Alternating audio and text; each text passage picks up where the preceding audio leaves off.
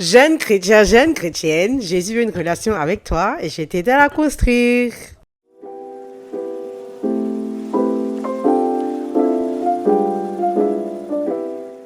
Coucou les saints, bienvenue dans Jésus un jour, Jésus toujours, le podcast des jeunes chrétiens. J'espère que vous allez bien. Moi ça va, Dieu fait grâce. Hey, je suis en train de penser à la story time que je vais vous raconter aujourd'hui là. Hey, vraiment là, vraiment, je sais pas quoi, je pensais à quoi et tout quand je faisais ce que j'ai fait. Mais bon, Dieu est fidèle. Et ça me sert de témoignage aujourd'hui en fait. C'est pour ça que Dieu est vraiment bon. Parce que tout ce qu'on fait là, il y a toujours une gloire à la fin. Il y a toujours une gloire à la fin. Merci Seigneur et merci Seigneur. Vous connaissez mon affaire, vous savez que moi je suis une personne qui adore glorifier le nom de Jésus. Alors on va rentrer direct dans le évalue ta semaine. Je dirais que cette semaine était pas mal. Franchement, je lui donnais quoi, un 7 sur 10. Ouais, hein. Un 7 sur 10 carrément, elle était bien. Pas très ouf, hein. Je fais toujours les choses que j'ai toujours fait, mais bon. Le Seigneur est fidèle, le Seigneur est bon et bah voilà quoi. J'ai vraiment hâte cette story time là. Je sais que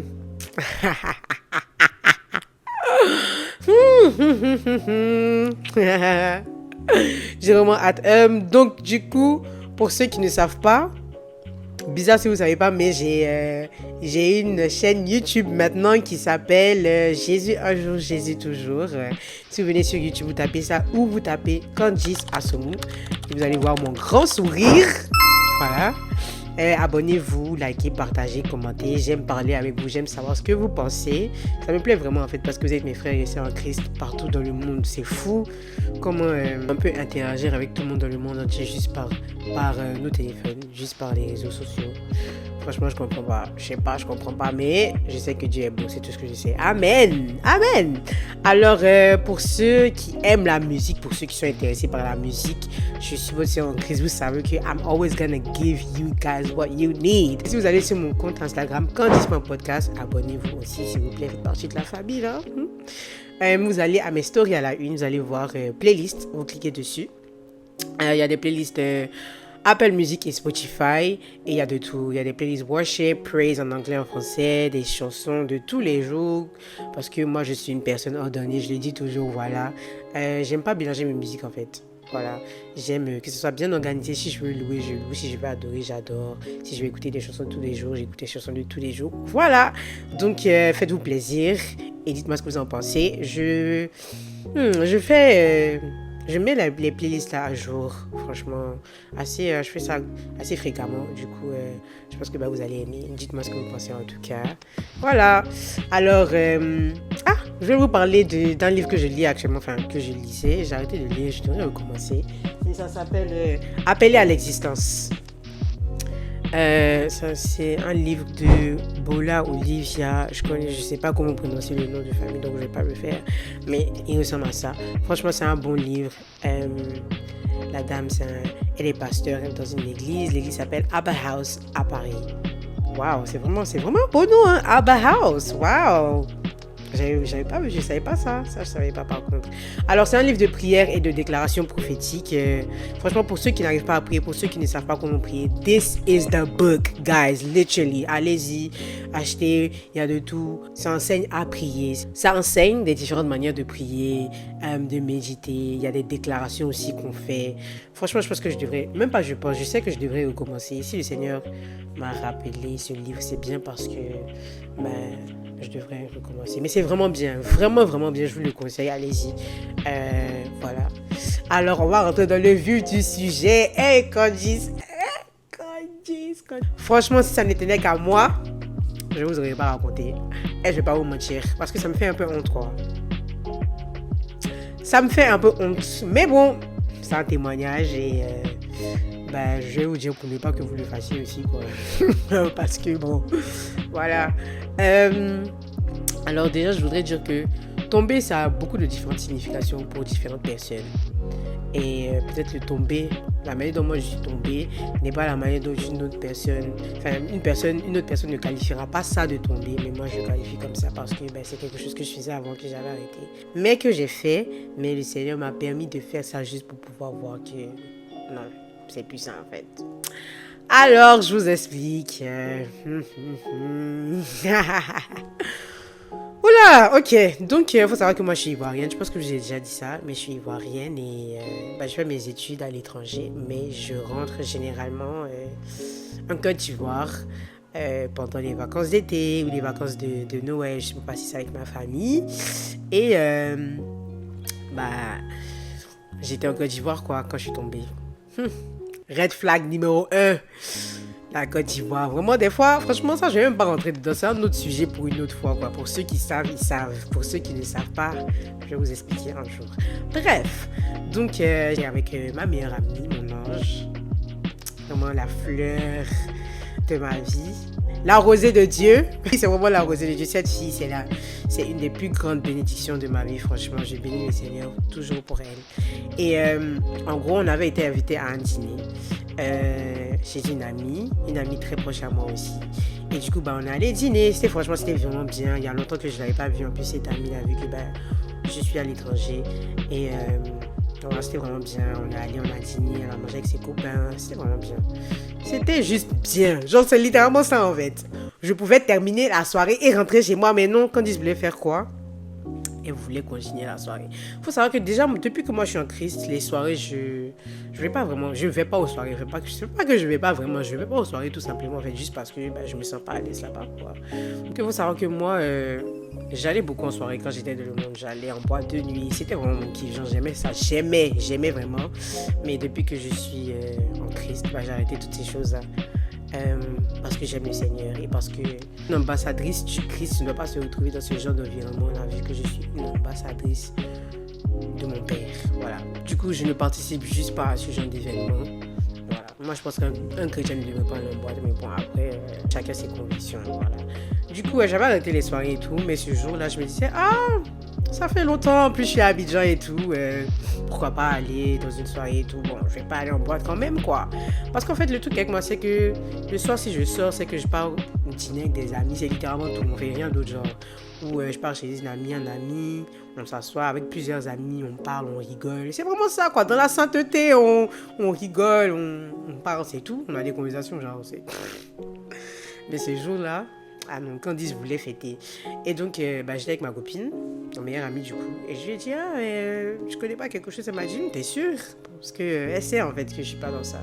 Je lui ai dit, ouais, on n'est pas obligé d'aller en boîte, mais je sais pas s'il y a une bonne soirée et tout, on peut aller. Du coup, elle a trouvé quelque chose. Et en vrai, pourquoi je suis partie? Faut pas que je vous mente. Je suis partie parce que je me suis dit, mais c'est pas si mal que ça. En plus, c'est dans une villa. Je pensais que c'était ouvert. C'est dans une villa. Voilà, c'est rien de bien mal. Ça, c'est rien, genre, ça va.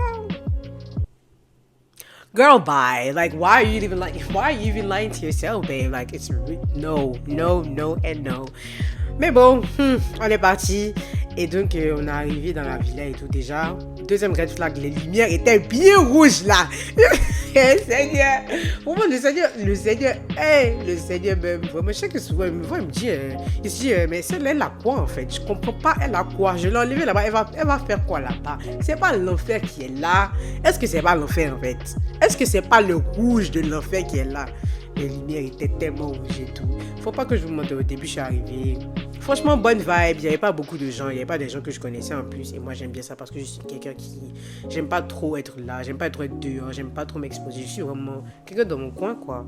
Donc, au début, franchement, c'était pas mal. Il n'y avait pas beaucoup de gens. C'était juste moi, ma copine. Et on connaissait sa cousine et quelqu'un d'autre là-bas. Du coup, c'était que nous. Avec d'autres gens qu'on ne connaissait pas. Mais franchement, c'était bien. Mais après, j'ai commencé à regarder, genre j'étais vraiment... En fait les gars, quand tu n'appartiens plus à quelque chose, quand tu n'appartiens plus dans un coin, faut pas aller, c'est tout. Parce que quand tu vas, tu es parano, genre j'ai commencé à regarder à gauche et à droite, je n'étais pas à l'aise. Et au fur et à mesure que les gens venaient, je commençais à suffoquer. En fait, je devais pas être là en fait. Je devais pas être là, je me sentais hyper mal. Dans le sens où je regardais à gauche, à droite, devant, derrière moi. Tout ce qui bougeait, je regardais comme ça. J'étais hystérique en fait. Et les gens commençaient à boire. Parce que ça va au fur et à mesure que les soirées continuent, les gens boivent, ils fument. Ils font du n'importe quoi en fait. Et moi, je faisais rien de tout ça, donc j'étais là comme ça. Et ma meilleure amie, la pauvre, elle me voyait, elle me disait, ouais, t'es sûr, je sais que si ça va pas, on peut rentrer, tout. Je disais, non, ça va. Or que ça n'allait pas. Ça n'allait juste pas. Et Ça a continué pendant un bon bout de temps, je sais pas pourquoi. Voilà, au début je dansais et tout, mais après c'était en mode non. Genre, it's not even funny, ça fait même pas rire en fait. J'ai fait quoi ici, genre, et la conviction a commencé à monter dans mon cœur. Le Saint-Esprit ne me laissait pas en fait. C'était en mode, quand je dis tu fais quoi ici, est-ce que t'es vraiment sérieuse là? T'es sérieuse? T'es sérieuse? C'était littéralement ça dans mon cerveau. T'es sérieuse? T'es sérieuse? Est-ce que t'es sérieuse? T'es sérieuse là? Est-ce que t'es sérieuse? C'était vraiment ça. Au point où, à un moment j'ai dit à ma copine non. Genre, je peux pas. Et puis, je suis partie. Genre, j'ai fui. Je lui avais dit non, je peux pas. Genre, je peux plus rester ici. Je suis partie. Genre, j'ai fui. Genre, j'ai fait limite une panic attack. Genre, j'ai fait une panic attack. J'ai fui. Genre, j'ai fui. J'ai dit non, je m'en vais. Je suis partie. Je suis partie comme ça. Et quand je suis rentrée sur le chemin de la maison, je m'en voulais. Quand je suis rentrée, je me suis couchée. J'ai dit Seigneur, désolé en fait. Genre, pourquoi est-ce que j'ai fait ça? Et il y a une manière dont le Seigneur me fait savoir qu'il est là.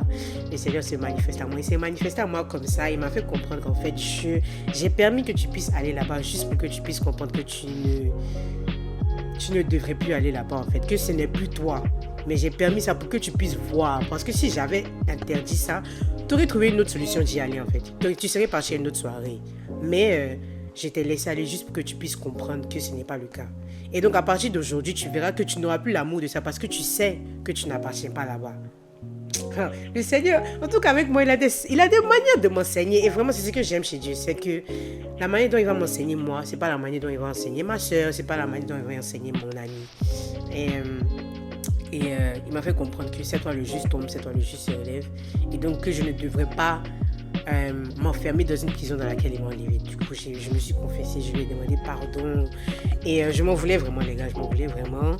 Et ben voilà. En fait, du coup, ce que j'ai compris, c'est que c'est pas le fait d'aller en boîte qui est mal, en fait. Pourquoi? Parce que ce n'était pas une boîte, mais je me sentais mal aussi là-bas. Donc, ce sont les choses que les gens font étant là-bas, les choses qui ne glorifient pas le nom du Seigneur, là. C'est les choses qui sont faites là-bas, qui ne vont juste pas en accord avec mon esprit, en fait. Et donc, c'est même pas une affaire, c'est pas une affaire d'aller en boîte ou pas, c'est pas une affaire d'aller dans une fête ou pas. Mais si tu sais que tu es dans un lieu où les choses qui sont faites là-bas ne glorifient pas forcément le nom du Seigneur, tu n'as rien à faire là-bas, tout simplement. C'est littéralement ça, hein. C'est ça la leçon. C'est ça la leçon. Et je suis tombée, mais je me suis relevée très vite par la grâce de Dieu. Et aujourd'hui, je peux dire que j'ai compris la leçon, que c'est quelque chose que je ne ferai plus. Je ne ferai plus, hein, parce qu'en fait, j'ai rien à faire là-bas. C'est le vrai point, en fait. Je n'ai rien à faire là-bas.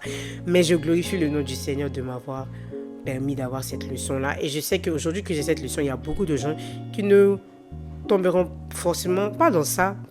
Aujourd'hui que j'ai cette leçon apprise, je sais qu'il y a beaucoup de gens qui ne tomberont pas dans ça juste parce que moi je suis là et que j'ai pu en parler. Alors je rends grâce vraiment à Dieu pour ça. Et je sais qu'il y a beaucoup de gens qui vont se dire ah non mais c'est pas un big deal. Non, mais vraiment c'est ma conviction à moi. C'est ma conviction et je sais que toute personne qui a le Saint-Esprit en lui a ses différentes convictions. Voilà, et moi, c'est une conviction que j'ai. Je n'appartiens pas à ce genre de lieu, donc je ne devrais pas être là-bas, c'est tout. Voilà, donc voilà pour la petite histoire, c'est ma petite story time de quand je suis tombée, mais je me suis relevée. Merci Jésus. Oh, merci Jésus pour ta fidélité. Alors, comme je dis toujours, moi, je ne suis pas pasteur, je ne suis pas apôtre du Seigneur, je ne suis pas encore ça en tout cas, si c'est ce à quoi le Seigneur m'appelle, mais je suis juste une jeune sœur en Christ qui aime partager ses expériences avec le Seigneur, avec le monde entier et ses frères et sœurs en Christ. Likez, partagez, commentez. Jésus t'aime et moi aussi. Bye.